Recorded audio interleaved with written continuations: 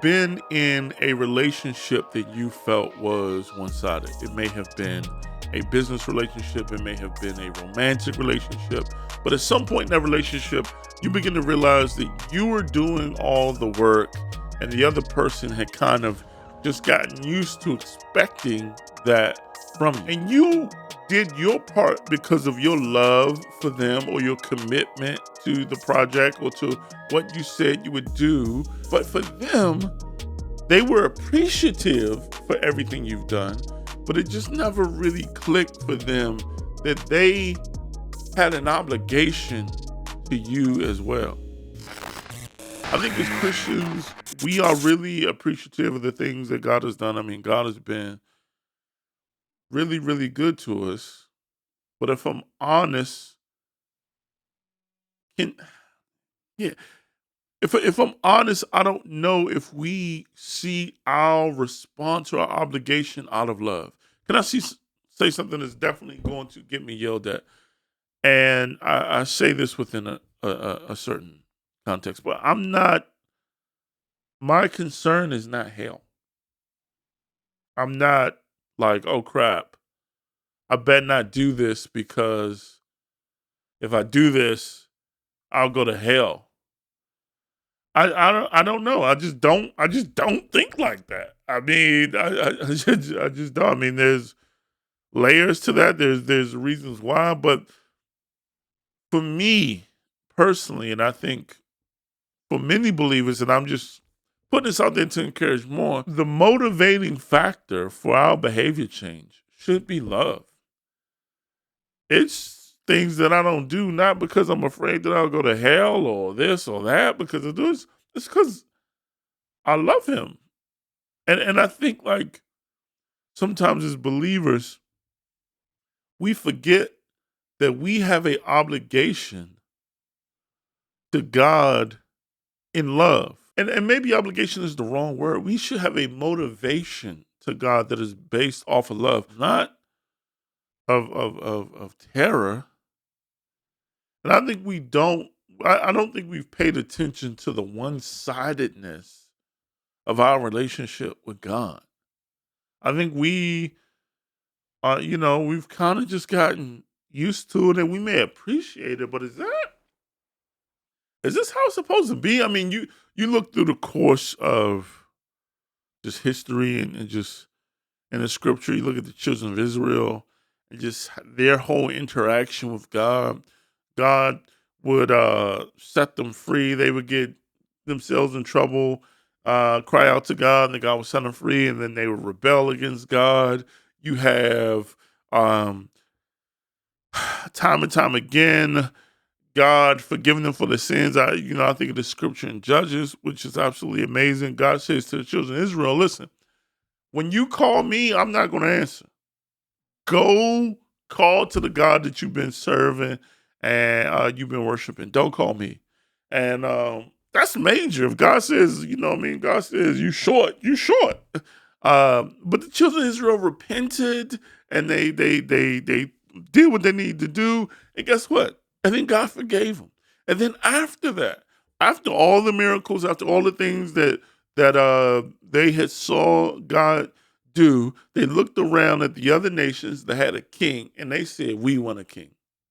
And then that they rejected God being their king over them and they wanted a physical king, someone to be like all the other nations. But in that, God showed them mercy and God forgave him. God says to Saul, you were small in your own eyes and I made you big. When God met Saul, he was watching donkeys. Matter of fact, when Saul was supposed to be king, he was hiding in the armor.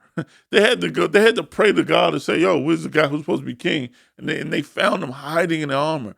That was the person who Saul was when God found him.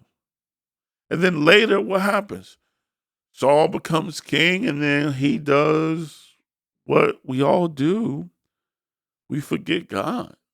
And it's a reoccurring theme. If you want to read something that's, I think it's sad, go read I think it's like the 15th chapter of Ezekiel.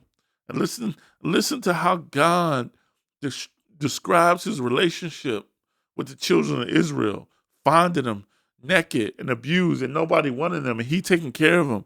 And then she grows up to just leave him and to play the harlot. It's this reoccurring theme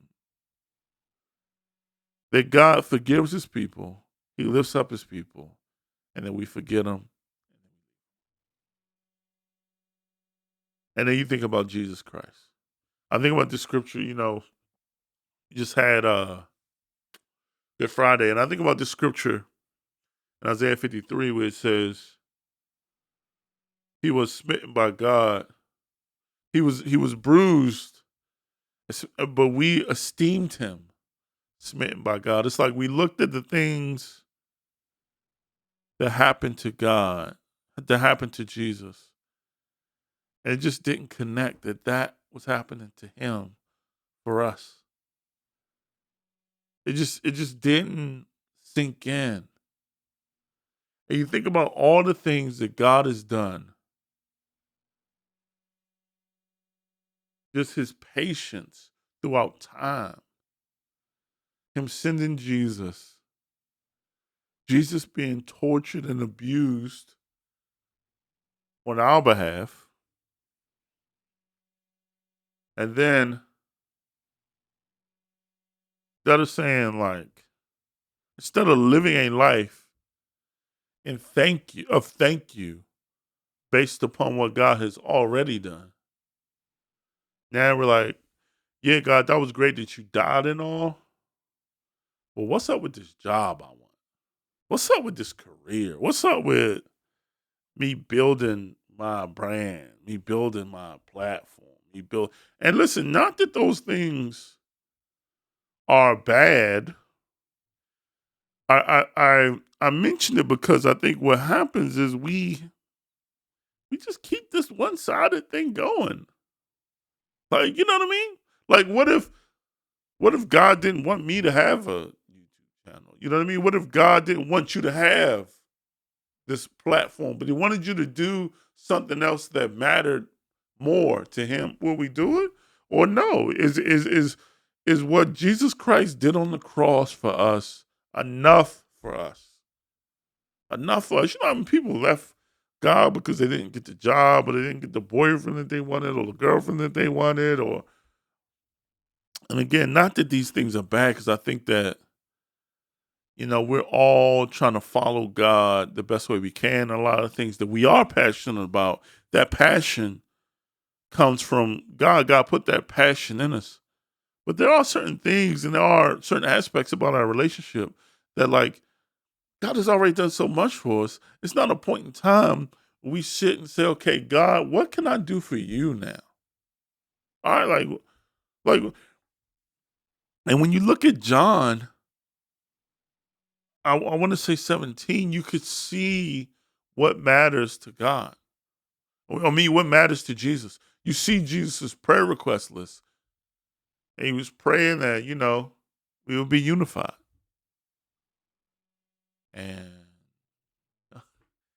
I don't know if you've been around Christians lately, but one thing we are not known for is our unity. I just want to, I'm trying to reflect on this in my own life and trying to work on living a life that says thank you, versus trying to just, and not that we shouldn't ask things from God, you know, I'm just being honest. I think we need to work on the dynamic of our relationship. It just seems to be very one-sided. It seems to be, thanks for what you've done. Yeah, yeah, yeah. What you gonna do? What have you done? What have you done for me lately? And it's like, man, God is amazing. He has been merciful. He's been forgiving. He is loving. And it's just time for us to take time and to say, okay, God, what do you want? I know what I want. I know the things that I want to do. There's a lot that I want to do. And if I'm honest, I think that God does allow us to do things that certain things that we want to do. I'm not like saying, I mean, like, you want a business? Start a business. Do it. I think. But I think in that, be careful not to make your whole dynamic of your relationship with God based upon whether or not your business grows. You want your business to grow, freaking read a book. You know what I mean? Like, there's so much information out there that is already accessible. I think we need to stop and begin to ask, God, what do you want? That's what I would encourage us to do this week, is take a second and say, God, I know what I want. What do you want?